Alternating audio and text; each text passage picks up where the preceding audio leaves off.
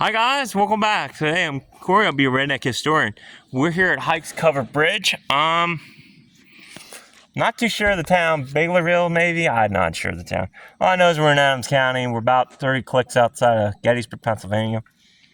Unlike most tourists, I ain't checking out the battlefields because again, I walked through those suckers as a kid. Yes, very important battle. But there's other stuff around the area that a lot of the tourists probably don't get around to seeing. Now again, I don't know if y'all like these covered bridges videos, but you know, Pennsylvania history right here. We're the first state ever to build a covered bridge in the entire country. So just think about that. This is as Pennsylvania as the Pennsylvania Bank Barn. These covered bridges. So this is the Hikes Covered Bridge here in Adams County. It was built in 1892, as the placard says up there. And as you can see, we cannot drive on it. Maximum gross tons, weigh 3 tons. Let's hope them cookies didn't put no more weight on my belly. So as you can see, we cannot drive up to the bridge anymore. And there's really not much parking. I did kind of, where the old road used to turn to cross, they kind of pull off of there to get off the road because it's a narrow back road. There's not even a line on it. So this is the historic Hikes Covered Bridge. As you can see, they got the 4th of July stuff up. And you can see, very cool. I wonder if there's any placards or anything stating on this. New York State Covered Bridge Society. Huh. Whatever the heck that is. That looks like the bar art truck. Like you got graffiti. 1909. Looks like there's some maybe there earlier. So, and it looks like there's something here. Also on this side too. So did they put advertisement on this bridge? Or did somebody just try it on it because it's their bridge? Anyways, that's not a very big bridge we're already across. So the road used to go this way, I believe, if this bridge is set in its historical spot. It actually used to head this way. It looks like. I think it is, just the way the road's set up. Kind of tell it goes that way into the cornfield. So there's Hikes Covered Bridge. Again, if you like this sort of stuff, hopefully y'all enjoy this sort of stuff. I don't know if you do or not. Leave a like down in the comment. I don't ever ask that, but just let me see if y'all like this covered bridge stuff. Again, this is just as Pennsylvania as a Pennsylvania bank barn, man. Because we're the first state to ever put one of these in, out in Philadelphia sometime. And it appears this bridge has had some extensive work to it. So, if she is sitting in the original part, that would make sense. It's probably PennDOT storing. If she's not, which is kind of hard to believe with the way everything's banked up, you know, with dirt. Why would you bank it up, have a ramp coming off the road like that if this wasn't the original site? Hoy! I hope there ain't no bears. Could be. I ain't seen none yet, but I want to be careful. I'm going to try to see if I can get underneath this bridge for you. So you can see that the sidewall's been concreted up. And this here's what's killing the bridges. Look. This is why you can't drive on this bridge. If you don't know wood, that's rotted. It's all rotted. See that? This is what's destroying the bridges. Birdies, you mind if I look up underneath? And this is probably from PennDOT. If this road was open, or PennDOT from the county, they did this to help with the structure of itself. So, head up underneath since we can. And then you can see the structure. So you can see the 2 long beams that helps to span the bridge across the creek. Basically, it's like a wooden bridge, and all this down here and up top with the arch is all structural. So very cool that we can get up underneath these bridges. Very cool. So we're gonna hike back across, literally hikes covered bridge. But yeah, again, here you can see why they had to put these pipes in. Look at that, the beams are rotted. Like, once again, worst thing for wood. This is any wood. This is even today. You can even ask a contractor this. The worst thing for wood to ever do is put it on masonry or concrete. If you put wood on bare concrete, especially with the grain pointing down, so the grain, see this kind of grain pattern?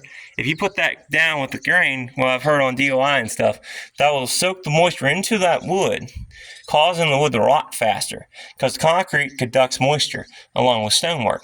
So that's why you always want to make sure if you use wood, you have pressure treated wood. Well, they didn't have pressure treated wood. The best they could have done back then was partially charcoal it. At least that's what farmers did with fence posts. I heard online. It's a trick. I mean, hell, we're still finding charcoal from the frickin' 1800s that, sizes of this from the Carrick furnace over there. So it might be a good preserving method. But I don't think they did that with this. Oh, look over here. Look at how bad this side is. See that? Some of that's moisture. Could be termites in this. I think more of this is moisture because it's setting on stone, right? And that's just wicking the moisture into the wood, causing it to rot faster. So now we're going to get out of here, hike back across, show you once again on the other side, and we'll cut the video. And then after this, my industrial side of me is kind of causing us to run out of video space here in Gettysburg a little bit, but no matter what. Google will always get me in trouble. So thank you, Google. By that I mean in a good way. Because if I didn't lose Google today, or was poking online, or can't remember exactly what I was doing, poking online, I would have never found this bridge. It's kind of buried. It's not like Sash's covered bridge there in Gettysburg where everybody knows it. This is kind of, off the beaten path and hidden. Again, really see that rot. Ooh. And if you come here, be careful. That beam is gone. Again, this bridge is rotten. So if the county don't fix it, or whoever owns it don't fix it, this bridge might be gone in another 100 years, or it might be closed to the public. Because look, those are thick boards. I shouldn't be able to push that down. That board's, I don't even know if that was a board. Look at this. This beam's, it's eating up. Again, this is a fine example of why I do what I do on these bridges. If we don't show you all these Pennsylvania bridges while they still stand, they will be gone. They will rot away into the ground. And not every state has the privilege to have as many covered bridges as Pennsylvania does. So this is honestly a treat for anybody who's a Pennsylvanian to get out there and see these bridges. Get out there and explore. A lot of them are open to the public. They're free to do.